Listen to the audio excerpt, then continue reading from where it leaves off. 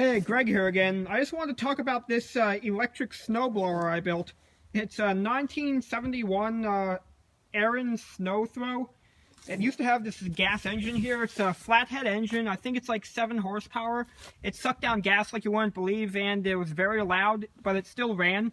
I pulled that off and put on this motor here I bought at the restore. It's a 90-volt DC ball door motor. I've done some painting on it. And I think it's like 3 horsepower or something.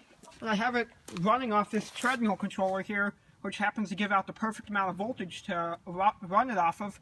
And it seems to work pretty good. I had to gear it down quite a bit because it was going way too fast. It goes at like twice the RPMs as the original gas engine.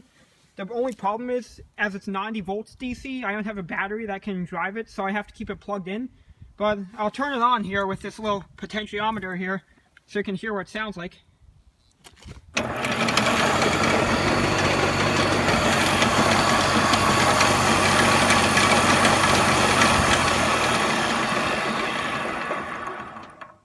I'm hoping that I'll be able to move snow. I'm hoping that the motor will give out enough torque, and it should, but I'm more worried about the speed controller here overheating. I took the back cooling fan off it because in this weather you don't really need it. The snow all melted around where I live, so it's going to be a little while till it comes back. I'm probably going to mount the potentiometer to this little throttle plate here where the old thing was. A terrifying thing that used to happen was the throttle would get stuck open and just the engine would rev up like a runaway diesel engine, and the only way to stop it was to pull the spark plug cap off. And also another terrifying thing about this is, unlike what you would hope, is if you hold on to this handle here, it stops it.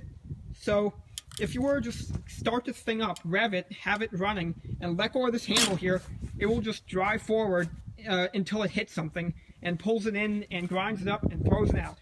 This was given to me by my neighbor over there, and it has tire chains on it, which I thought was pretty cool.